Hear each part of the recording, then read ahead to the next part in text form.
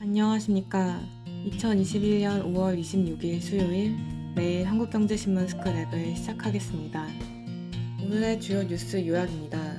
첫 번째 기사는 블록체인 업계에서 혜성처럼 떠오른 디파이가 폭락장에서 여러 문제점을 드러내고 있다는 소식입니다. 최근 가상화폐 가격이 떨어지면서 소비자들이 담보로 맡긴 가상화폐를 모두 잃어도 책임질 기관이 없는 등 디파이 한계가 드러났기 때문입니다. 디파이란 가상화폐를 이용한 예금, 대출, 보험 등을 의미합니다. 은행 등 금융사 없이 블록체인 네트워크 안에서 이루어집니다. 기초자산을 알기 어렵고 복잡하게 얽혀있는 디파이가 시장 리스크로 번질 수 있다는 우려도 제기되고 있습니다. 두 번째 기사는 NH투자증권이 4천억 원대 피해를 불러온 옵티머스 펀드와 관련해 스탁사인 하나은행에 손해배상을 청구하는 등 대규모 소송전을 예고했다는 소식입니다. 국내에서 펀드 판매사와 스탁사 간 소송전이 벌어지는 것은 사상 초유의 일이어서 주목되고 있습니다. 25일 금융권에 따르면 NH투자증권은 하나은행에 대해 스탁은행으로서 의무를 다하지 않았기 때문에 향후 손해배상 소송과 구상권 청구를 진행하기로 방침을 정했습니다. 이날 정용채 NH투자증권 대표는 기자간담회를 열고 옵티머스 사태는 사기범죄의 주체인 운용사 외에도 스탁은행 및 사무관리회사의 공동 책임이 있는 사안이라고 강조했습니다. 앞서 이 증권사는 지난 6일 검찰에 하나은행과 예탁결제원을 옵티머스 관련 공동 불법 행위로 고발 조치했습니다. 이 증권사가 밝힌 고발 사유는 하나은행에 대해선 자본시장법상 신탁업자 의무 위반, 예탁원에 대해선 일반 사무관리회사 의무 위반입니다. NH가 하나은행에 민영사상 책임이 있다고 본 두 가지 근거는 스탁사로서 관리 및 감독을 하지 않았고 판매 부족 때 돈을 메우며 사태를 키웠다는 것입니다. NH투자증권은 또 이날 임시이사회를 열고 옵티머스 펀드 일반 투자자 고객들을 대상으로 100% 원금 지급을 결정했다고 밝혔습니다. 고객에게는 전액 보상하되 금융사를 상대로 손해배상 및 구상권 청구를 통해 손실을 보전한다는 전략입니다. 이에 대해 하나은행은 스탁사로서 원금 배상 책임이 없다는 입장입니다.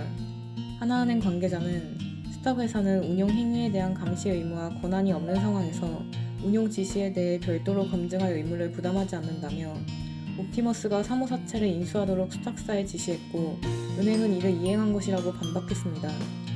또 환매대금을 대신 지급한 건에 대해서도 투자자를 보호하기 위해 어쩔 수 없는 조치였다고 반박했습니다. 한편 지난 3월 열린 금융감독원 제재심의위원회에서는 하나은행에 대해 자본시장법 위반 등을 근거로 업무 일부 정지 결정을 내린 바 있습니다.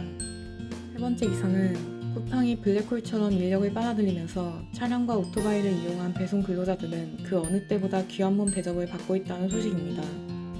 구인난에 시달리는 쿠팡이 한 달간 유급으로 배달 인력의 건강을 관리하는 쿠팡케어라는 전례 없는 제도를 도입한 것도 이 때문입니다. 코로나19 이전만 해도 주 5일 52시간 근무가 철저히 적용된다는 점 덕분에 기존 택배기사들이 쿠팡으로 대거 옮겼습니다. 차량 구입에 돈을 쓸 필요가 없는 데다 한 해 수입도 평균 4,800만 원으로 어지간한 중소기업 화이트칼라를 능가한다는 점이 매력 포인트였습니다.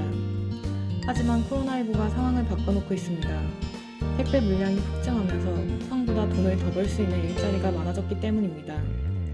한 택배업체 관계자는 일반 택배기사들은 자차를 이용해 일한 만큼 돈을 벌 수 있다며 쿠팡처럼 정해진 시간만 안정적으로 일해 적당하게 돈을 벌 것이냐 아니면 몸이 허락하는 만큼 최대한 벌 것이냐를 선택할 수 있는 상황이라고 말했습니다. 네 번째 기사는 국민연금공단이 5년 단위로 짜던 자산 배분 계획, 즉 포트폴리오를 10년 이상 장기로 바꾸기로 했다는 소식입니다. 눈덩이처럼 불어날 자산 규모와 이후 감소세까지 고려해 미리 포트폴리오에 반영하겠다는 취지입니다. 장기 포트폴리오가 도입되면 현재 계획상 65%인 국내외 주식 및 대체 투자 등 위험자산 비중은 더 확대될 전망입니다. 업계에서는 10년 플러스 알파 기간의 장기 자산 배분 목표가 도입되면 위험자산 비중을 70% 이상으로 확대할 것으로 보고 있습니다.